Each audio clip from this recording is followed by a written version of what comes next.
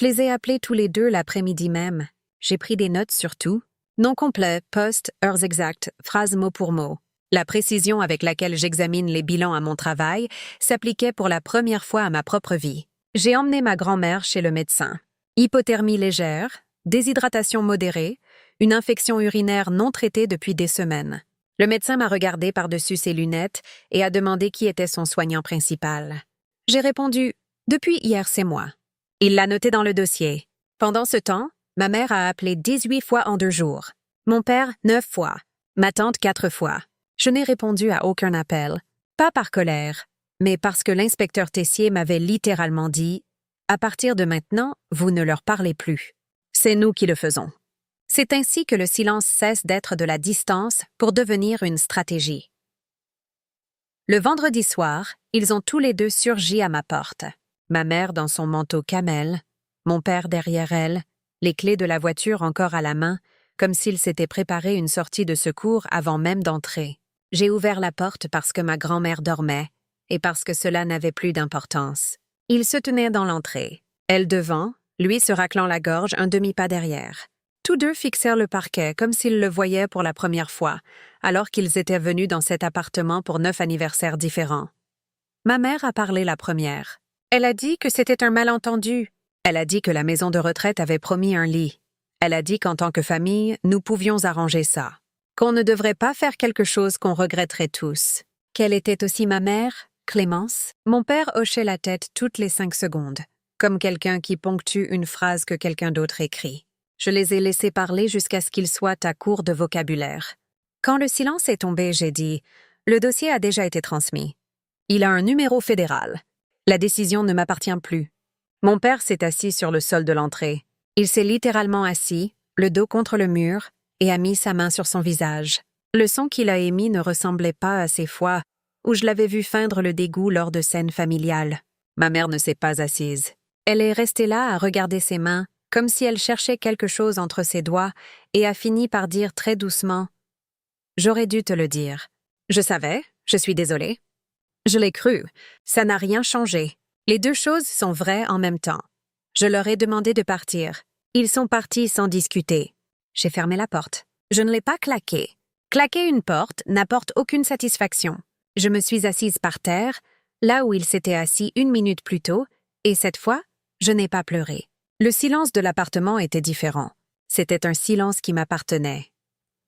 6 mois plus tard, mes parents ont signé un accord de restitution pour 22 400 $, plus les intérêts, payables en 36 mensualités.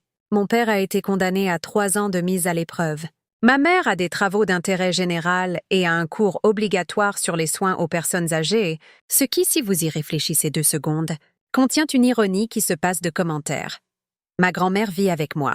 Elle a sa propre chambre, peinte dans un jaune doux qu'elle a choisi au magasin de bricolage en le montrant du doigt parce qu'elle ne retrouvait pas le mot. Son score de crédit, que j'ai réparé tout en résolvant le reste, est maintenant plus élevé de 11 points qu'avant tout cela. Je parle à mes parents toutes les 2 ou 3 semaines. Des appels courts, des sujets précis, pas de passé. Nous ne sommes pas distants. Nous ne sommes pas proches.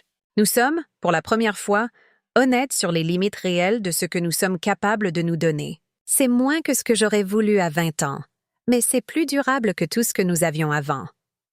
Delphine vient toujours le samedi.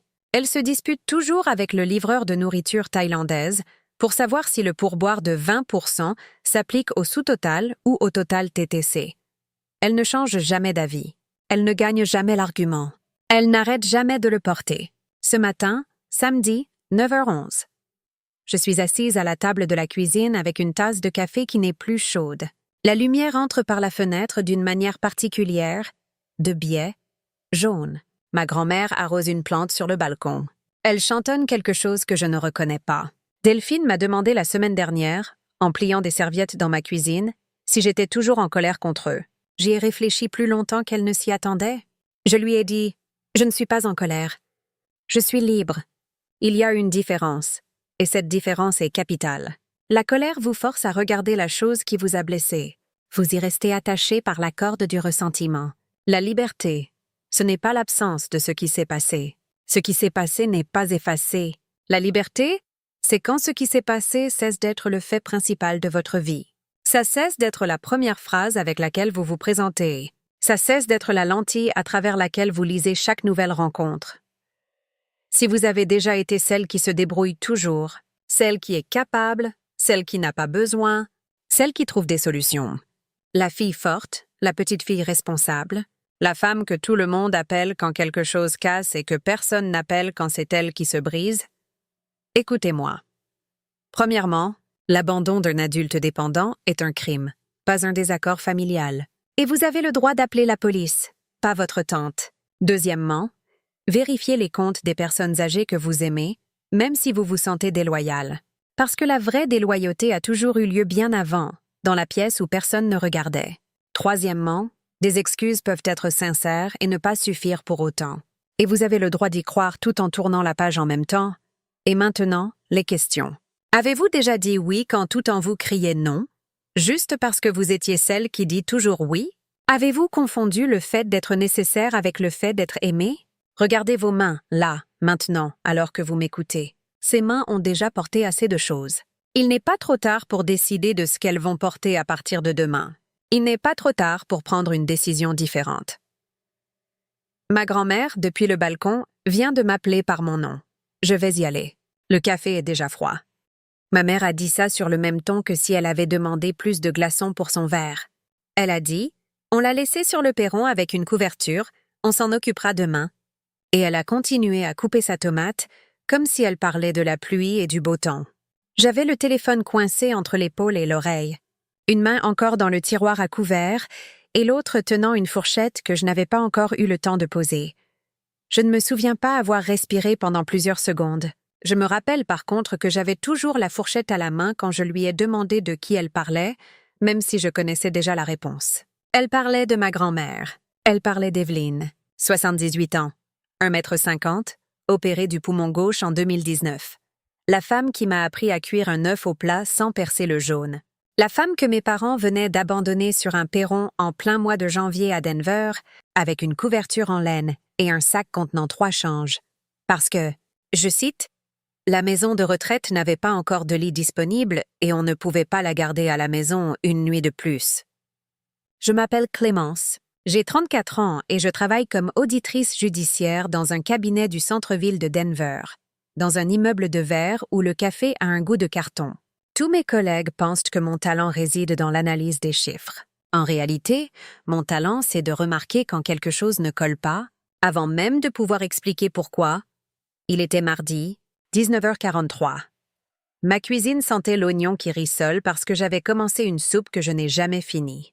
Dehors, il tombait cette neige fine et sèche de janvier qui ne tient pas au sol mais qui gèle instantanément. À Denver, quand elle tombe ainsi, la température chute à moins 10 degrés en 2 heures. Je le sais parce que chaque hiver, je vérifie le thermomètre du balcon avant d'arroser mes plantes. Ma mère continuait de parler de sa tomate. Mon père, en arrière-plan, disait quelque chose à propos du match. J'ai raccroché sans dire au revoir. Ce n'était pas un geste théâtral. C'était plutôt comme fermer un dossier quand on en a assez vu. J'ai posé la fourchette sur le plan de travail, éteint le feu et regardé l'oignon dans l'huile qui noircissait jusqu'à ce que ça n'ait plus aucune importance. Je n'ai pas mis mon manteau. Je l'avais déjà sur le dos car je rentrais tout juste du travail.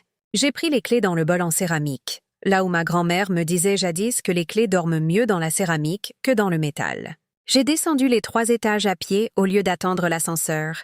J'ai conduit jusqu'à la maison de mes parents. 22 minutes sur l'I-25, chauffage à fond, sans musique. Je n'ai pas pleuré pendant le trajet. Je n'ai pas frappé sur le volant. Je n'ai pas répété de discours. C'est ce qui se passe quand on arrête de parler à quelqu'un parce qu'on sait déjà que les mots ne répareront rien. Je suis arrivée devant le perron. Elle était là. La couverture était vert foncé, celle qu'elle utilisait sur le canapé quand j'avais 8 ans.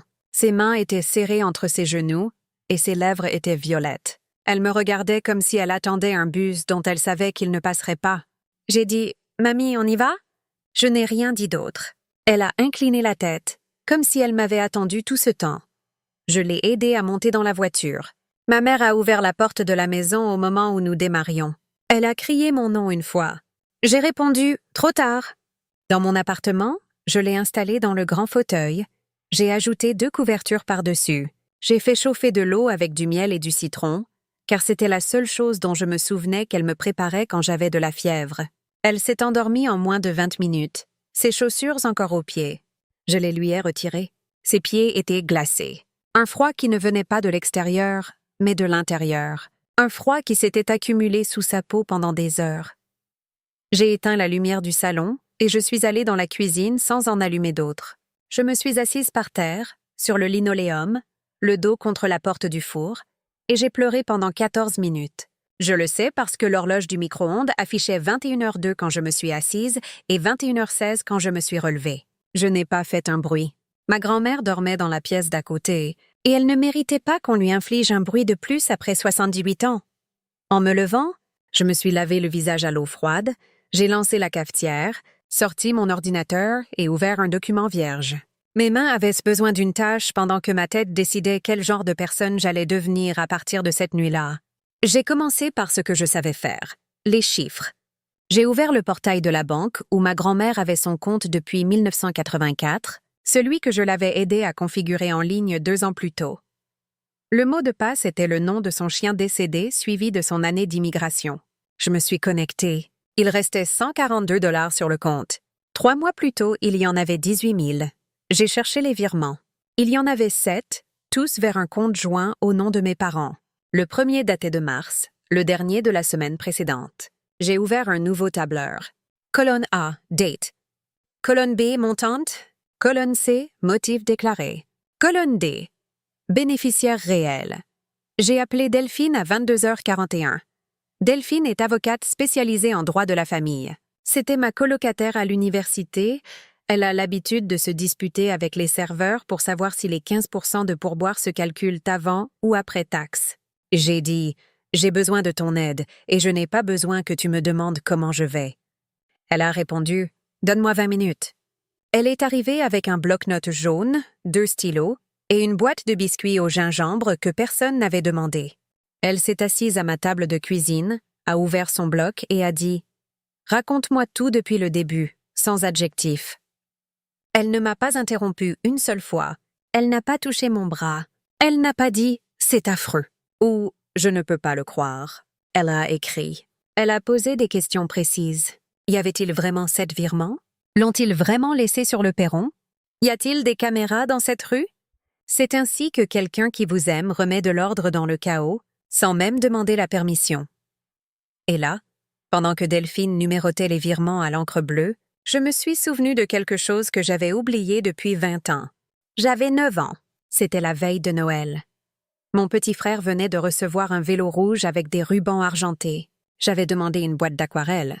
Elle n'est pas arrivée. Ma mère m'a regardé de l'autre côté du sapin, avec ce sourire qu'elle utilisait pour clore les conversations et a dit « Tu n'en as pas besoin, Clémence. Tu te débrouilles toujours. » Ma grand-mère, qui était assise dans le fauteuil avec un verre d'anisette, s'est levée sans rien dire, est allée dans sa chambre, est revenue avec une enveloppe et l'a posée sur mes genoux. À l'intérieur, il y avait 3 billets pliés et un mot qui disait « Pour tes aquarelles », de la part de la mamie qui, elle, a besoin de toi. Je n'ai pas pleuré ce Noël-là. J'ai appris quelque chose de plus utile. J'ai appris que dans ma famille, être capable était une façon d'être invisible, et qu'être invisible était une façon d'être libre. Je me retrouvais à nouveau à ma table de cuisine, à 34 ans, avec Delphine énumérant des délits financiers dans un cahier jaune, et j'ai compris que mes parents n'avaient pas seulement laissé ma grand-mère sur un perron ce soir-là, ils l'abandonnaient sur des perrons depuis des années. Cette fois, c'en était juste un vrai. Le lendemain à 8h, nous étions dans le bureau de la procureure adjointe du comté, Marion Barret. 3e étage, un bureau avec 2 écrans et un mug qui disait « Le monde au calme ». Elle a écouté pendant 40 minutes sans nous interrompre. À la fin, elle a dit 3 choses. Premièrement, ce n'est pas une affaire de famille, c'est de l'abus financier sur personnes âgées, un crime fédéral en vertu de la loi sur la protection des aînés. Deuxièmement, l'abandon dans des conditions mettant la vie en danger d'une personne dépendante est un délit de classe 4 dans le Colorado. Troisièmement, l'affaire avait déjà un numéro de dossier. Elle l'a noté pour moi sur un post-it jaune. Elle m'a donné le nom de l'inspecteur Tessier, de l'unité de protection des personnes âgées, et de Marc, le responsable des fraudes de la banque.